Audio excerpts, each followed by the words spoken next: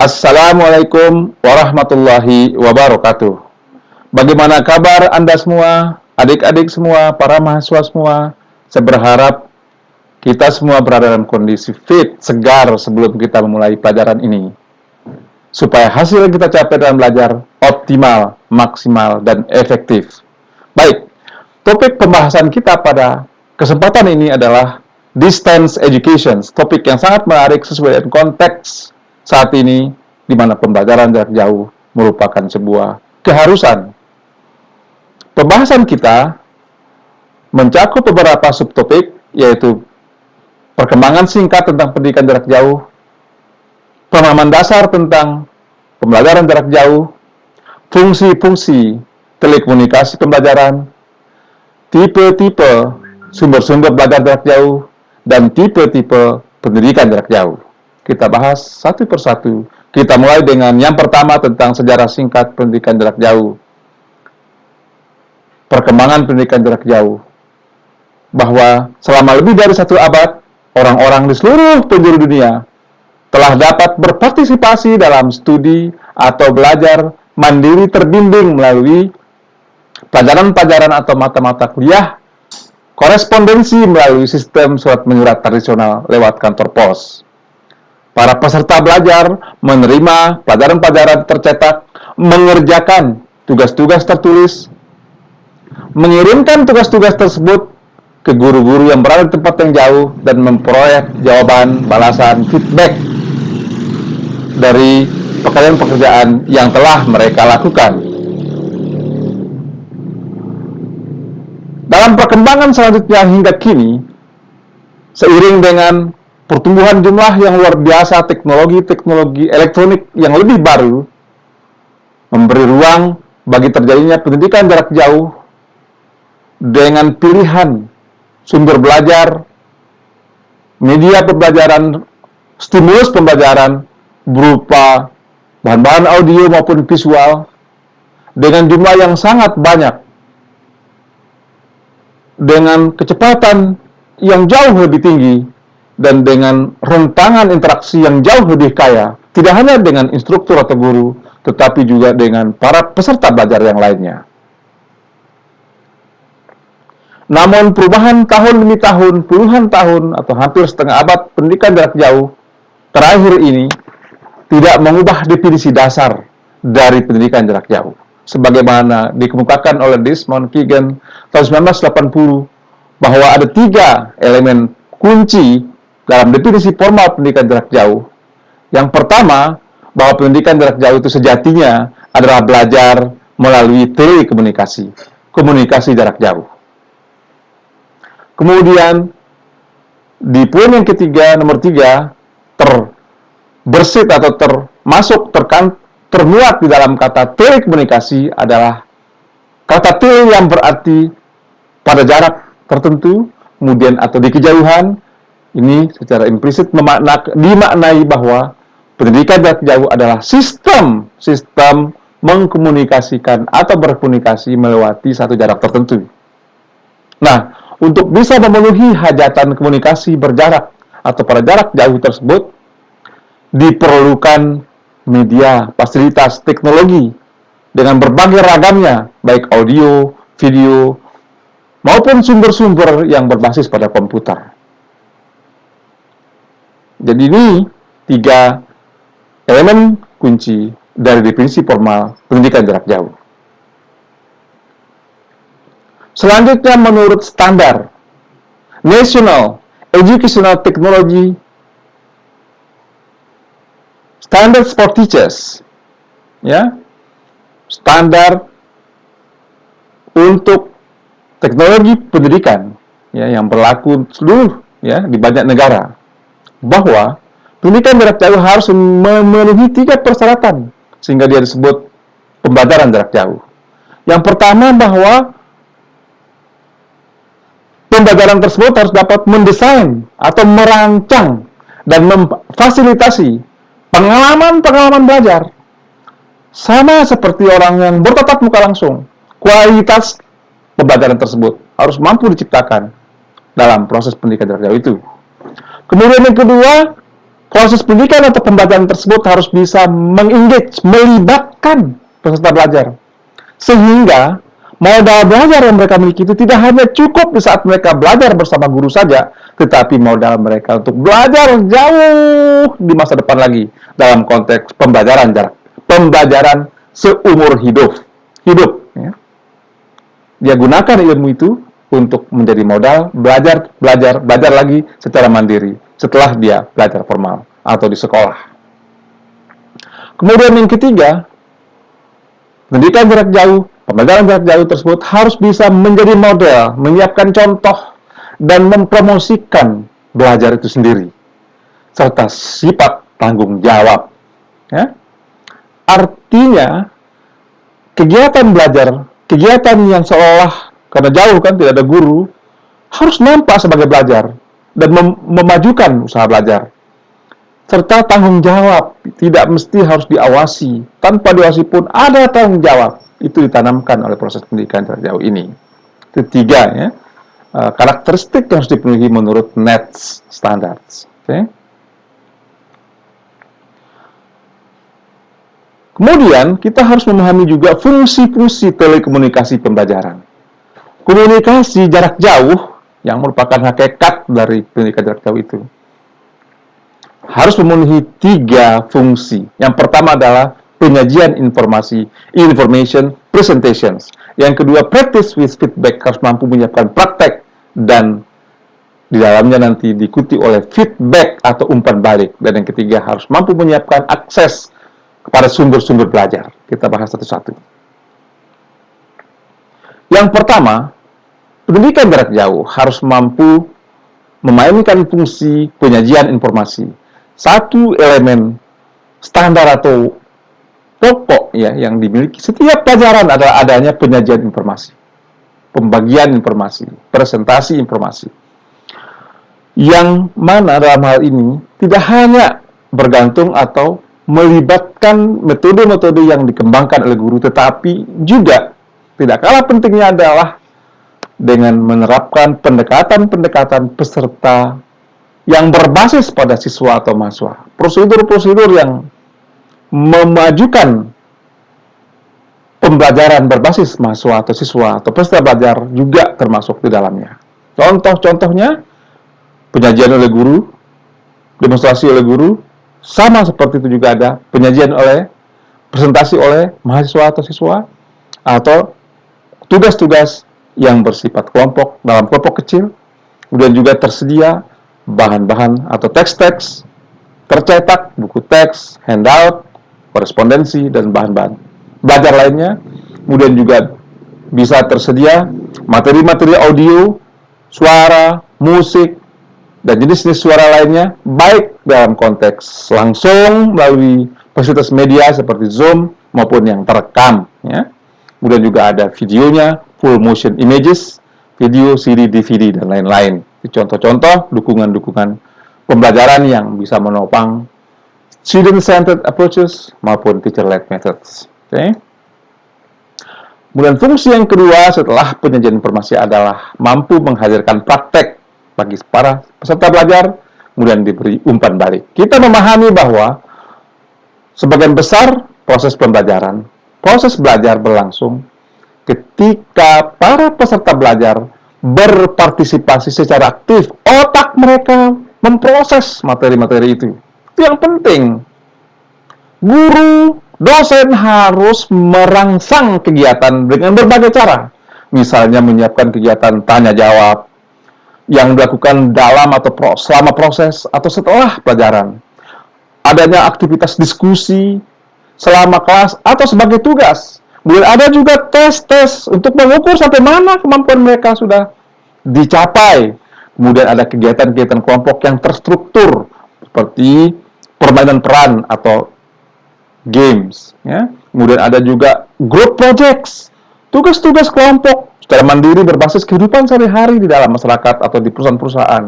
Dan juga ada peer tutoring, adanya pengajaran sebaya di antara mereka saling mengajarkan, saling berbagi. Ya. Itu contoh-contoh kegiatan yang bisa menopang, ya, yang bisa digunakan oleh guru untuk merangsang keaktifan mental para peserta belajar dalam menguasai materi-materi pembelajaran. Kemudian yang ketiga, pembelajaran jarak jauh ini harus juga mampu menyiapkan akses pada sumber-sumber belajar. Pelajaran dan mata kuliah atau mata pelajaran harus distruktur dengan asumsi bahwa para peserta belajar akan menghabiskan waktu mereka di luar kelas dengan bekerja secara individu atau dalam kelompok kecil, mempelajari materinya, mengerjakan tugas-tugasnya, melakukan proyek-proyek, membuat makalah-makalah dan kegiatan-kegiatan serupa. Sumber-sumber belajar eksternal dapat mencakup bentuk-bentuk bahan cetak seperti sampaikan sebelumnya ya, buku teks, bacaan tambahan, LKS atau worksheets, bahan-bahan audiovisual juga, CD, DVD, sumber-sumber online, komputer database komputer, mungkin yang dilangganankan oleh masyarakat atau kampus, ya, atau sendiri, ya, dari berbagai fasilitas, buku-buku yang tersedia di dunia maya, ya. Kemudian kits, yaitu bahan-bahan yang digunakan untuk praktek di laboratorium atau untuk menguji spesimen-spesimen dari objek-objek langsung, dan adanya akses kepada bahan-bahan di perpustakaan daerah, sekolah, baik dia perpustakaan secara fisik maupun perpustakaan yang bersifat digital yang dapat diakses buku-buku yang bersifat elektronik di dalamnya. Harus itu akses pada sumber belajar supaya belajar jarak jauhnya bisa optimal dan maksimal. Ada beberapa jenis pokoknya sumber-sumber belajar jarak jauh ini, seperti hanya sumber belajar pada umumnya, yaitu sumber daya audio, video, dan online. Kita bahas satu-satu. Yang pertama adalah teknologi audio. Teknologi audio telah memiliki sejarah yang kaya dalam perannya untuk memfasilitasi pembelajaran jarak jauh. Radio adalah satu di antara teknologi-teknologi pertama yang digunakan untuk menyampaikan pendidikan jarak jauh. Telekonferensi audio yaitu percakapan interaktif secara langsung menggunakan saluran telepon, satelit, atau internet, telah menghubungkan orang-orang pada lokasi-lokasi yang berbeda. Namun satu isu yang apabila hanya bergantung pada transmisi yang bersifat audio adalah pada kurangnya informasi yang bersifat visual. Namun, audio dapat dilengkapi atau disuplemen dengan menyiapkan informasi visual seperti handouts atau PPT, PowerPoint presentations, yang bisa dikirim lewat email atau difoto ya lewat HP, ya, fax email kalau dulu ya, atau melalui pembelajaran model di manajemen pembelajarannya, atau sebelumnya sudah dibagi kepada peserta belajar berupa buku teks, buku-buku, sehingga ketika pertemuan online melalui telekonferensi audio, materi-materi tersebut tetap ada dalam genggaman para peserta belajar dan dapat membuka sambil dibahas. Sehingga kekurangan yang bersifat media audio ditutupi dengan bahan-bahan yang telah disediakan sebelumnya. Kemudian yang kedua adalah teknologi video, dibagi menjadi 3 kategori: stream video, televisi, dan CD dan DVD. Stream video yaitu video yang disampaikan kepada tujuan yaitu komputer-komputer melalui internet. Stream video ini dapat ditonton ya pada komputer-komputer, HP secara individual atau melalui proyektor digital yang dihubungkan ke komputer. Kemudian semua siswa dalam kelas bisa menonton bersama-sama. Video-video yang telah direkam sebelumnya ditransmisikan atau dikirimkan ke komputer dalam paket-paket kecil ya, dalam 5-10 menit segmentasinya, sehingga mudah untuk di-download ya, video-video tersebut. Kemudian membutuhkan memori yang kecil seperti itu ya. Kemudian yang ketiga adalah televisi. Televisi merupakan teknologi yang menawarkan jenis-jenis yang berbeda ya, untuk kesempatan pembelajaran bagi para peserta belajar. Dalam hal ini kita menggunakan televisi, istilah televisi satu arah untuk mengacu pada televisi yang sistem penyampaiannya yaitu mentransmisikan program-program ke para peserta belajar tanpa adanya koneksi interaktif dengan guru. Namun, secara virtual, semua penyajian lewat televisi dapat dikonversi ke dalam sistem komunikasi televisi dua arah dengan menggunakan satu alat untuk bisa mengirimkan umpan balik audio dari para peserta belajar kepada presenter atau guru. Selanjutnya yang ketiga adalah teknologi video yang ketiga adalah melalui CD dan DVD. Video dapat disimpan pada CD atau DVD dalam disket-disket itu, kemudian dapat dibeli oleh sekolah secara sendiri-sendiri atau dipinjamkan dari koleksi yang dimiliki oleh konsorsium sekolah ya untuk waktu tertentu. Video juga bisa disewakan dari toko-toko video lokal atau dipesan secara online melalui perusahaan kepada perusahaan penyewaan video, atau dapat juga menggunakan meminjam dari perpustakaan, karena sekarang ini perpustakaan juga sudah mulai tidak hanya menyimpan buku-buku cetak, tapi juga sumber-sumber belajar audio visual. Yang ketiga, sumber belajar yang ketiga, jarak jauh yang ketiga adalah online technology. Online learning, juga disebut dengan electronic learning atau e-learning, adalah pengajaran yang disampaikan secara elektronik menggunakan media berbasis komputer. Materi-materi sering diakses melalui satu jaringan, termasuk situs-situs web, internet, dan intranet. Namun, pembelajaran elektronik ini mencakup tidak hanya mengakses informasi, misalnya bagaimana menemukan halaman-halaman web, tetapi yang utama adalah bagaimana membantu mahasiswa, siswa, pelajar dengan hasil-hasil, outcome, ya, keluaran yang spesifik, yaitu bagaimana mereka bisa mencapai tujuan belajar yang mereka inginkan, tujuan kurikulum yang mereka ingin capai di akhir pelajaran. Di samping menyampaikan pengajaran melalui e-learning, guru juga dapat memonitor bagaimana mahasiswa atau siswanya melakukan kegiatan belajar, unjuk dirinya seperti apa, dan juga bisa melaporkan kemajuan-kemajuan dari peserta belajar tersebut. Itu peran-peran dari pembelajaran online ini. Kemudian, sering juga e-learning dikombinasi dengan pembelajaran tatap muka secara live, ya. Secara live, ya, yang sifatnya offline maupun online melalui media-media, ya. Disebut dengan nama blended instructions atau hybrid instructions. Nah, ini akan kita bahas di slide berikutnya ya. Bahwa pendidikan jarak jauh itu memiliki beberapa tipe atau jenis, ya. Dapat dilakukan dengan 3 cara, katakan begitu ya. Yang pertama dia bersifat sinkronus, yang kedua blended, yang ketiga asinkronus. Sinkronus itu apa? Sinkronus artinya same time, different location. Sama waktunya, beda lokasinya tapi.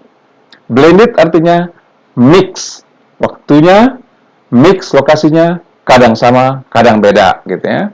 Kemudian asinkronus, different time, different locations. Beda waktu, beda tempat. Saya akan bahas yang pertama, yang ketiga baru yang kedua. Yang pertama, sinkronus. Waktunya bersamaan, beda lokasinya secara fisik ya. Misalnya kita punya mata kuliah teknologi misalnya kan pada jam 7.30 sampai jam 9.10. Para mahasiswa harus taat ya, disiplin. Jam 7.30 sudah siap kuliah sampai jam 9.10. Tidak boleh ada kegiatan apapun. Mereka berada pada tempatnya masing-masing tapi tidak gabung ke kelas, tidak datang ke kampus, di rumahnya masing-masing menggunakan HP atau laptop masing-masing, koneksi ke internet. Jam 7.30, guru menyampaikan materinya. Assalamualaikum warahmatullahi wabarakatuh. Kita akan bahas ini dan ini dan segala macam. Sampai setengah jam misalnya jelaskan. Mahasiswanya connect melalui Google Meet, melalui Zoom, juga bisa mungkin melalui video call yang ada di WhatsApp, atau mungkin tidak menggunakan video, hanya menggunakan suara saja, langsung direkam, kemudian di-share. Mahasiswa semua membaca, kemudian memberi pendapat, diskusi di situ, lewat WhatsApp, lewat Facebook, lewat YouTube, lewat Google Meet, lewat Zoom. Mahasiswa tidak boleh kemana-mana, harus aktif setelah penyajian materi, presentations of informations, ada practice dari para mahasiswa, ada feedback dari para dosen, sehingga terjadilah proses belajar mengajar selama waktu tersebut. Waktunya sama, tapi lokasinya di rumah masing-masing atau di tempat masing-masing. Itu namanya sinkronus.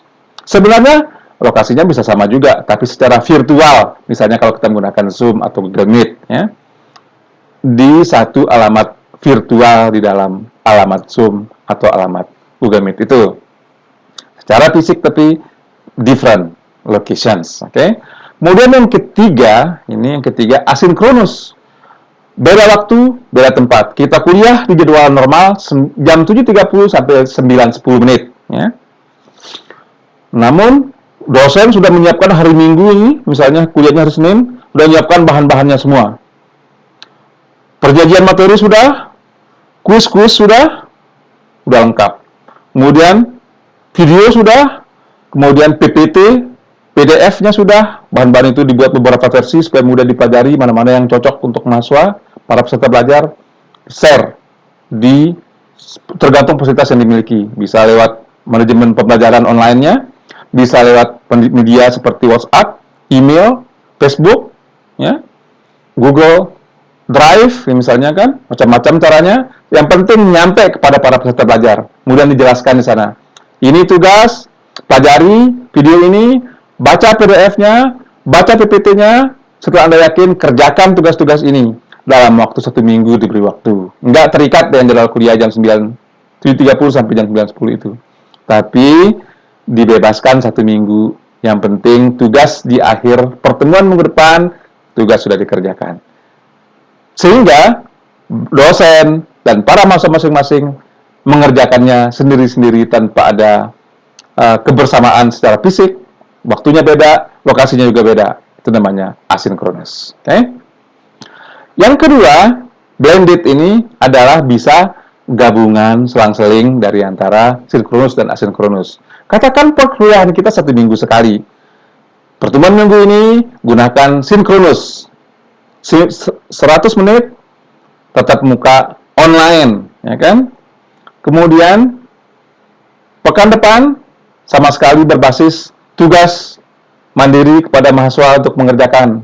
Jika ada hal-hal yang perlu didiskusikan, mereka bisa share lewat WhatsApp untuk didiskusikan. Tapi tidak di waktu bersamaan. Kapan-kapan dibalas. Kalau kebetulan samaan. Kalau tidak apa-apa. Yang penting dalam rentang waktu yang cukup panjang tertentu.